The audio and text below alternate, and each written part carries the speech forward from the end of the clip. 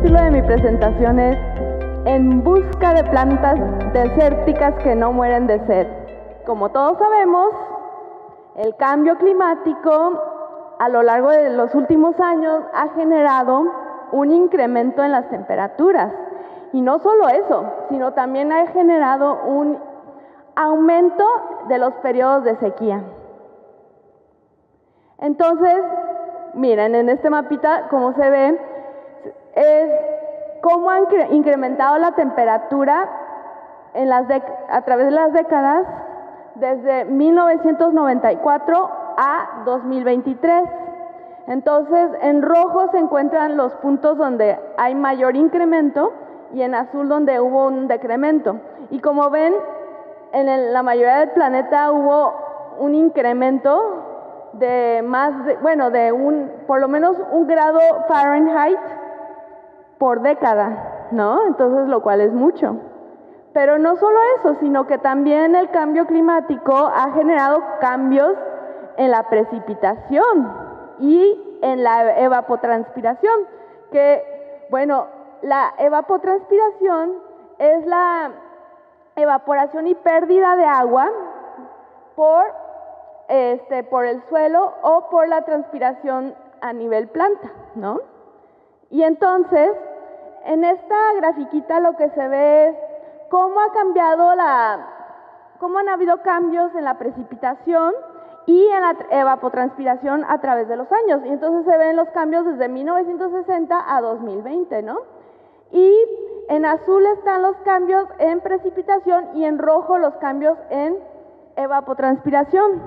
Si bien en algunas regiones ha habido un aumento en la precipitación, también ha habido un aumento fuerte en la evapotranspiración. Entonces, mucha de la lluvia que cae se evapora o se pierde en forma de transpiración. Y bueno, en este mapita lo que vemos es cómo ha incrementado la evapotranspiración dentro del periodo de 1980 a 2020. Igual, los sitios más rojos indican un incremento en la evapotranspiración y más azul indica un decremento de la evapotranspiración. Y en la mayoría de las regiones del mundo más bien hay un incremento que se refleja con un color más naranja o rojo. Solamente en la India sí hubo un decremento en la evapotranspiración, pero bueno, para nosotros que ahorita nos vamos a enfocar en México y en el este de Estados Unidos, en el oeste de Estados Unidos, pues sí se ve que ha habido un incremento en la evapotranspiración, que ¿qué genera? Pues que el ambiente sea más árido, ¿no? Lo cual obviamente afecta a las plantas. Entonces, la problemática central es que las plantas, debido a su proceso de fotosíntesis, son sumideros naturales del CO2, ¿no? Y esto puede ayudar a mitigar el calentamiento global, pero también les está afectando a las plantas las sequías que se están generando también por el calentamiento global, ¿no? Entonces, es importante entonces estudiar cómo van respondiendo estas plantas, ¿no? a la sequía. Entonces, varios autores ya han empezado a hacer predicciones de mortalidad por cambio climático, ¿no? Por ejemplo, estos autores estuvieron estudiando árboles de Europa, 6 especies, 1, 2, 3, 4, 5, 6, y hicieron predicciones de 3 tipos de ambiente, de si el ambiente es más caliente, si el ambiente es más caliente y húmedo, y si el ambiente es más caliente y seco, ¿no? Y en azul indica que se predice que va a haber menor mortalidad, y en negro que va a haber mayor mortalidad, ¿no?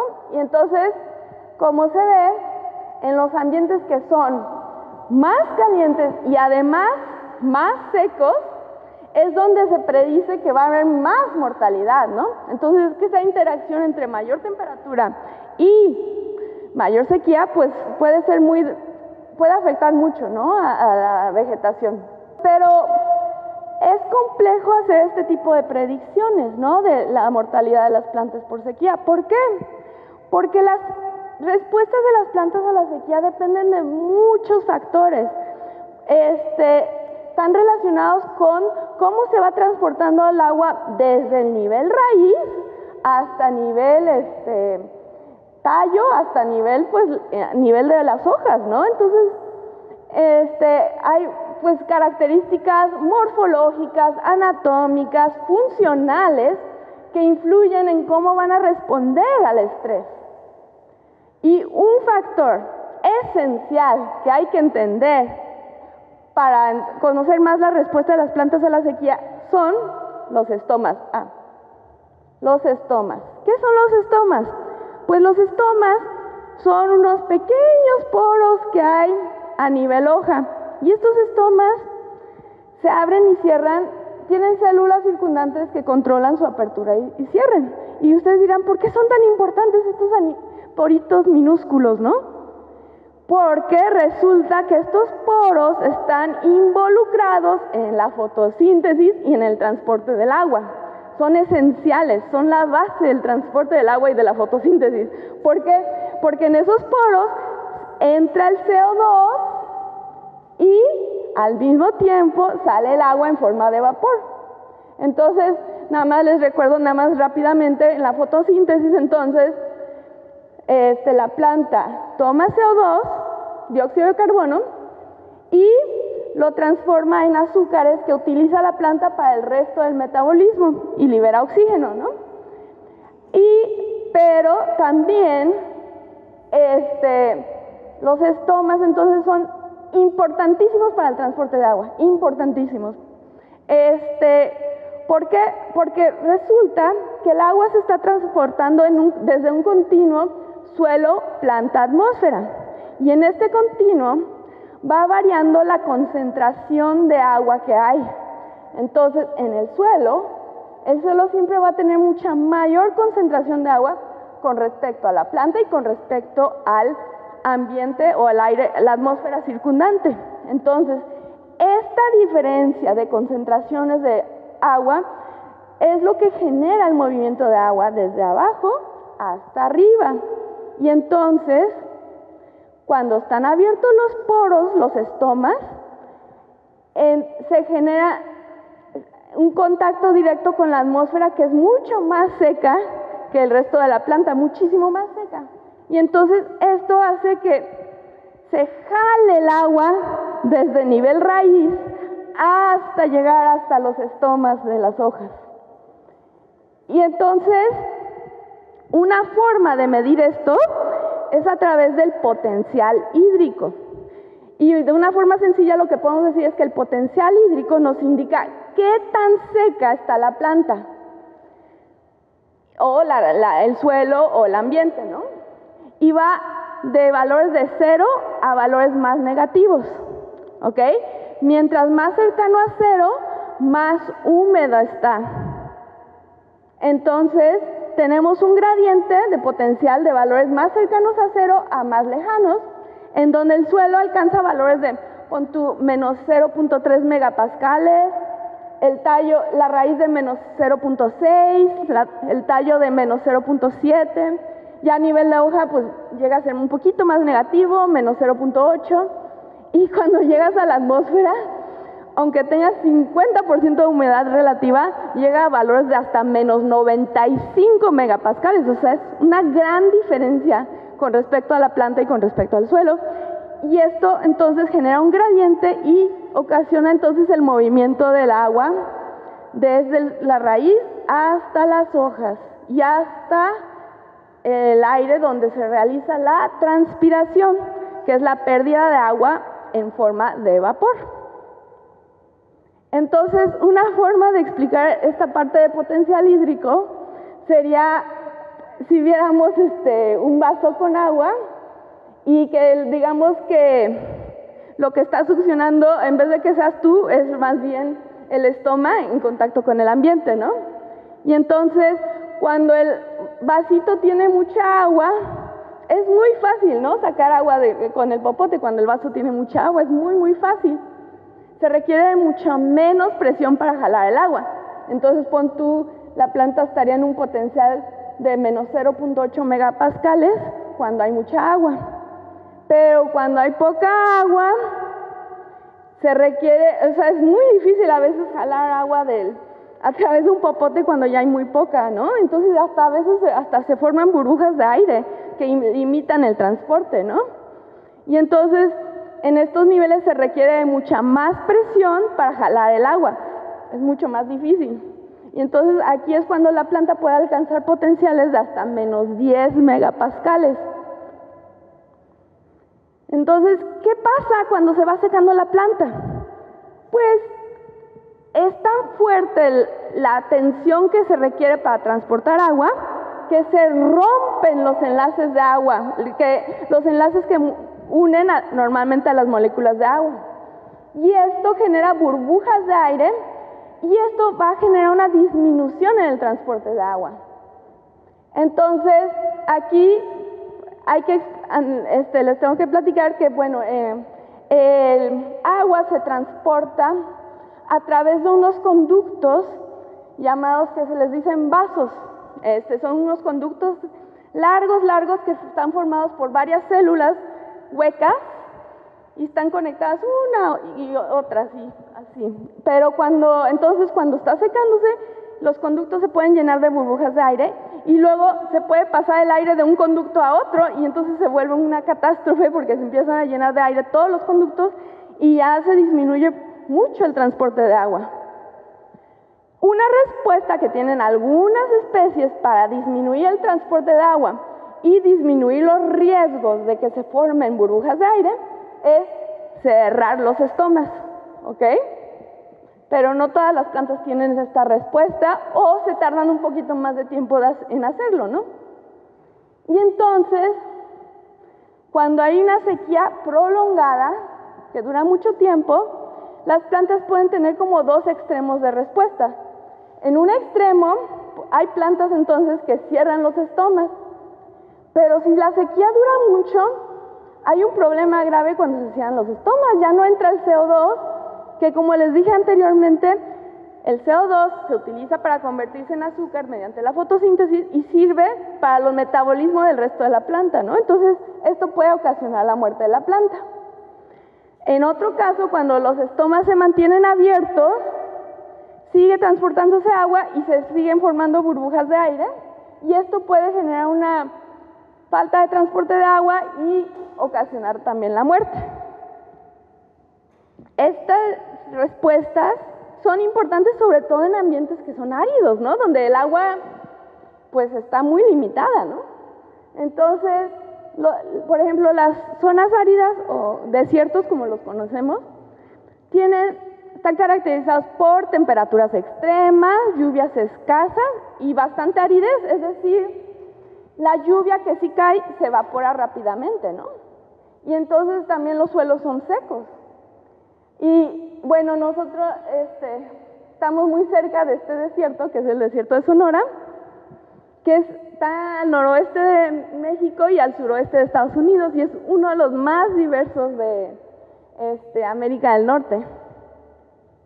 ¿Y qué caracteriza el desierto de Sonora? Pues una gran diversidad de plantas, ¿no? O sea, solo en esta foto puedes ver cactus columnares que llegan así a alcanzar hasta 5 metros o más, arbustos con hojas pequeñas, cactus arbustivos con espinas.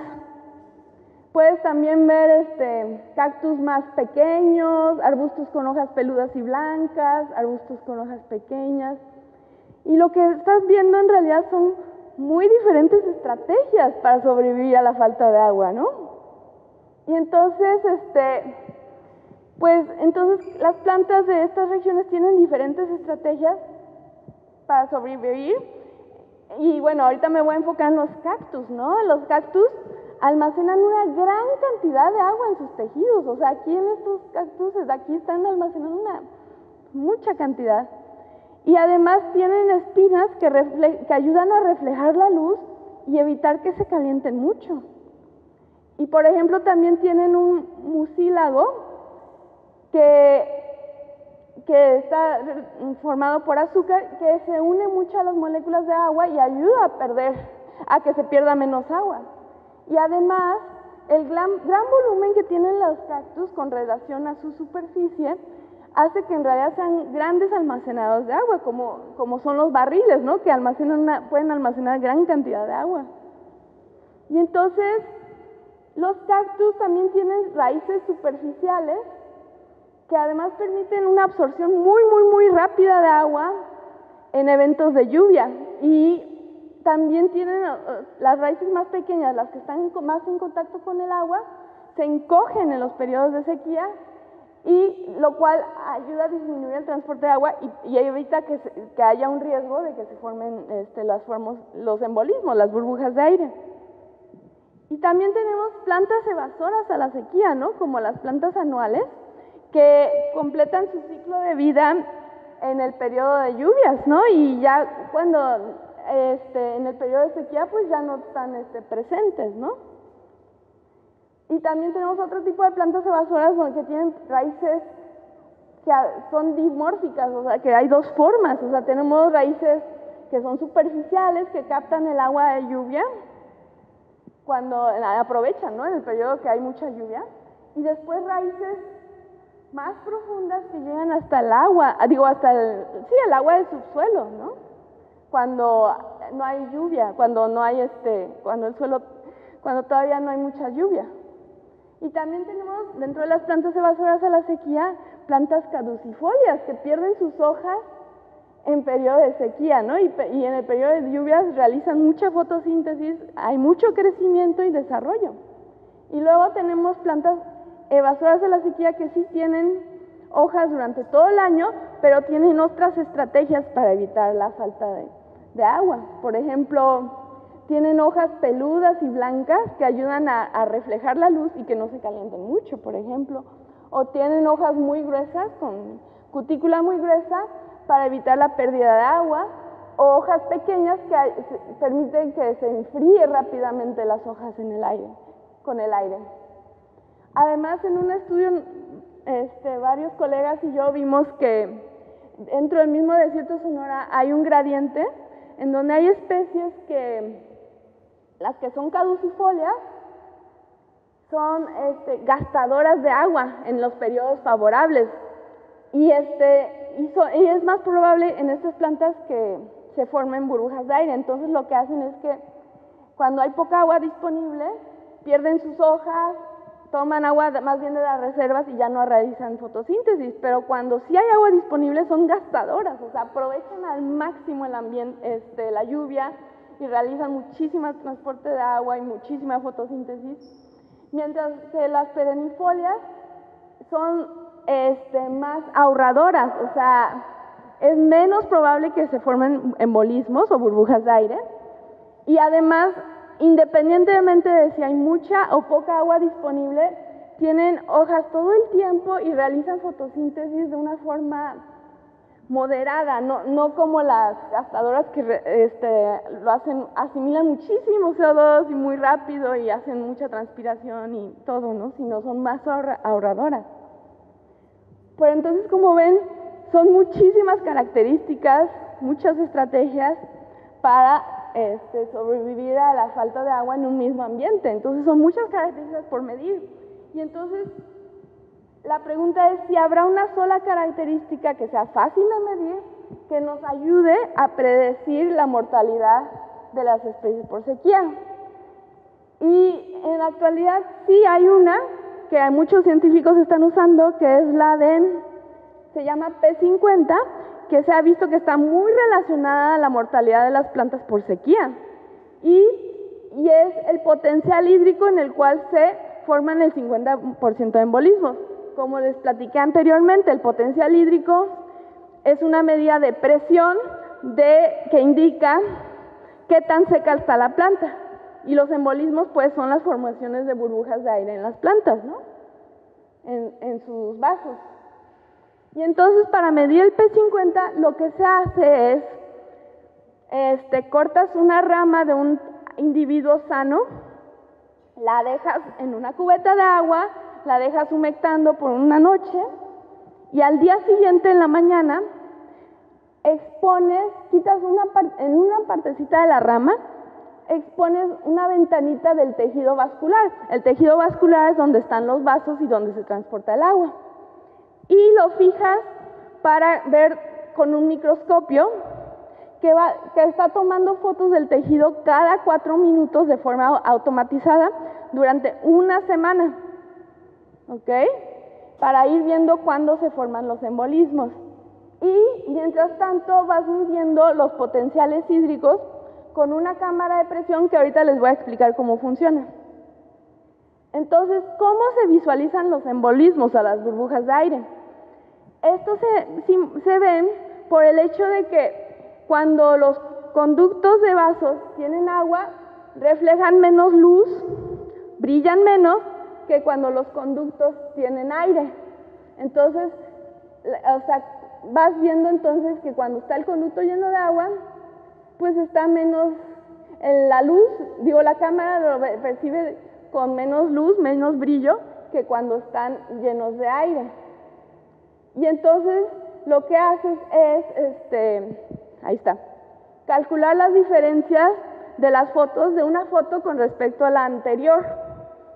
Y eso te va enseñando todos los embolismos que se van formando. Todas esas rayas que ven pasando son burbujas de aire que se van formando así en los conductos. Son lineales porque justo los conductos son como pequeñas, sí, son pequeños tubos delgaditos donde va formándose el aire, y ya cuando se forma el aire ya no transportan agua, o sea, ya la planta más bien aprovecha los conductos donde hay agua, donde todavía no hay aire, ¿no? Entonces vas viendo eso y lo vas calculando el porcentaje de acumulación de embolismos. Y entonces se van acumulando muchos embolismos a través del tiempo. Aquí lo que se ven son fotos tomadas a diferentes horas, los números indican horas y los colores indican las diferencias de potencial hídrico. Como les dije, mientras más cercano a cero, más fresco, ¿no? Más húmedo. Entonces en menos 1 megapascales, cuando está en azul, sí se forman embolismos, pero no tantos, ¿no? Ya mientras más se va haciendo naranja, amarillo y blanco, es cuando ya está más seca la planta, o sea, mientras más se va para acá, está más seca la planta, y llega un momento en que se forman un montón de embolismos. Aquí, mira, es impresionante, muchísimos. Y ya después ya se forman menos porque ya casi toda la planta está ya llena de aire, pues ya está pues casi muerta, ¿no? Y entonces, bueno, mientras estamos viendo eso, mientras estamos tomando las fotitos, también estamos midiendo el potencial hídrico. Lo medimos al mediodía, que es cuando la planta se considera que está más estresada, y entonces lo usamos como base, porque es cuando está, pues normalmente es cuando la planta está sujeta a mayor cantidad de luz, cuando realiza más fotosíntesis, cuando hay más evapotranspiración y todo, ¿no? Y entonces el potencial hídrico, como les dije, mide qué tan seca está la planta, va de valores de 0 a menos 10 megapascales en las plantas, no alcanza valores tan negativos como el aire, ¿no? Y entonces se mide con una cámara de presión. Entonces lo que haces es tomar una hojita de tu planta que estás estudiando y la metes en una cámara que se sella muy bien con un empaque de goma y una tapa, y esta cámara está conectada a un tanque de aire comprimido, a un, va a ir entrando aire comprimido. Y con este manómetro vas midiendo la presión del aire que va entrando. Mientras más aire entra, más presión. Entonces tú lo que estás midiendo es la presión. Entonces, cuando cortas la plantita, el agua se va hacia abajo, ¿no? Hacia la parte final de la hoja. Y tú lo que quieres ver es cuánta presión se requiere aplicarle a la planta para que salga una gotita de agua, que esto te va a indicar cuánta presión está requiriendo la planta para transportar agua en ese tallito, o sea, cuánta presión está requiriendo. Y entonces, si tú aplicas, por ejemplo, 3 megapascales de presión, indica que la planta está transportando agua a menos 3, o sea, el potencial hídrico es de menos 3 megapascales. Y entonces, te ayuda entonces a ver qué tan seca está la planta. O sea, cuando todavía está muy húmeda está llegando como a menos 0.8 megapascales, pero ya cuando está muy seca llega hasta menos 7, menos 8. Entonces, esto te va ayudando a ver qué tan seca está la planta. Y entonces con esto obtienes una gráfica. Entonces mides el potencial hídrico, como dije, de 0 a menos 5, y el porcentaje de embolismos, de 0 a 100, por ejemplo. Y entonces vas viendo cómo va cambiando la planta a través del tiempo. O sea, al principio no hay tantos embolismos y de repente hay un montón de embolismos que se van dando rápidamente, y ya al final ya consideras que ya cuando hay 100% de embolismos ya la planta está muerta. Y nosotros calculamos entonces el P50, que es el punto en donde se forman el 50% de embolismos. Y entonces la curva en rojo indica una planta que es muy poco resistente a la sequía. ¿Por qué? Porque el 50% de embolismos se forman cuando todavía la planta está bastante húmeda, bastante cerca de 0. Y la de azul indica una planta que es altamente resistente. ¿Por qué? Porque el 50% de embolismo se forma cuando ya la planta está mucho más seca, está llegando a valores de menos 2.5, ¿no? Y entonces esto lo puedes aplicar y te ayuda a comparar entre especies, ¿no? Ver cuáles son más resistentes a la sequía. Por ejemplo, con 2 especies nativas de aquí del matorral costero de California, vimos, por ejemplo, que la lentisco, la malosma laurina, tiene un P50 de menos 1.2, y la jojoba, la Simonsia chinensis, tiene un P50 de menos 2.2. Entonces, la que es más resistente a la sequía sería la jojoba, ¿no? Porque logra llegar a potenciales más negativos cuando alcanza el 50% de embolismo, ¿no? Mientras que la lentisco llega a potenciales más cercanos a 0 cuando alcanza el 50% de embolismos. Entonces, esto nos puede ayudar como a comparar entre especies y ver cuáles son más resistentes que otras, ¿no? Y bueno, también hay que pensar, pues, ¿qué falta por hacer, no? ¿Qué falta por entender más sobre las respuestas de las plantas a la sequía, no? También hay que ver cómo el incremento de temperatura también está afectando, ¿no?, a las plantas que están sujetas a falta de agua. Por ejemplo, se ha visto, bueno, unos autores vieron que en un estudio de 36 años con especies de aquí del desierto de Sonora, vieron que se está trazando el florecimiento, la formación de flores del palo fierro y de palo verde y de otras especies de árboles de aquí, del desierto de Sonora, 4 a 6 días por década. Y esto se está haciendo en general, se debe sobre todo a los cambios de temperatura y también al aumento, a la disminución de la precipitación. Entonces, pues ustedes pensarán, bueno, 4 a 6 días por década no es mucho, ¿no? Pero el problema es que, pues las flores, la fertilización, depende mucho de sus polinizadores. Entonces no sabemos de qué manera están afectando a los polinizadores y si están afectando de una manera similar o diferente, y entonces se puede perder la sincronización, ¿no?, entre la formación de flores y la visita de los polinizadores. Y entonces, ¿esto cómo va a afectar a la germinación y el establecimiento de plantas? O por ejemplo, también se ha visto que el incremento de temperatura puede disminuir la supervivencia de las plántulas de cactus. Y también a algunos individuos les afecta la temperatura máxima nocturna. O sea, si hay un incremento de temperatura máxima, puede afectar el crecimiento y supervivencia de los cactus.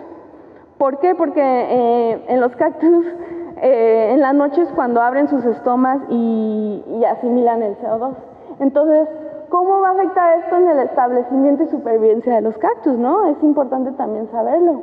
Y también hay varias plantas que se ha visto que cuando hay mucha temperatura, una respuesta para la temperatura es que quieren mantener sus hojas frescas, ¿no? Que no estén muy calientes. Y una forma en que lo hacen es mantener los estomas abiertos, seguir transpirando mucho. Por ejemplo, hay unas plantas que son muy gastadoras de agua, como el saladito, el Rus ovata, y entonces la manera en que pueden estar, o sea, pueden seguir teniendo los estomas abiertos y sacando agua y tomando mucha agua es porque tienen raíces muy profundas, ¿no? Pero ¿qué pasará cuando haya un aumento de temperatura y un aumento de sequía? ¿Cómo les va a afectar? ¿Cómo les va a ir cuando haya menos recarga de agua subterránea por sequía y todavía estén muy afectadas también por la temperatura, ¿no?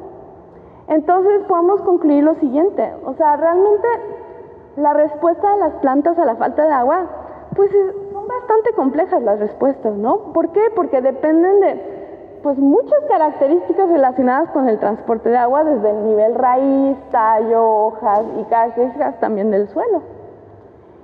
Y bueno, lo que hemos visto es que P50, la que les expliqué anteriormente, es una medida práctica y económica para predecir cómo van para predecir la mortalidad de las plantas y comparar entre especies a nivel global y a nivel local. Pero también es importante que en futuros estudios se integre más el efecto de la temperatura en la respuesta de las plantas por sequía, porque estamos hablando de factores que están interactuando mucho entre sí, ¿no? Y bueno, eso es todo. Muchísimas gracias y estoy aquí pendiente para las preguntas y comentarios y todo. Gracias.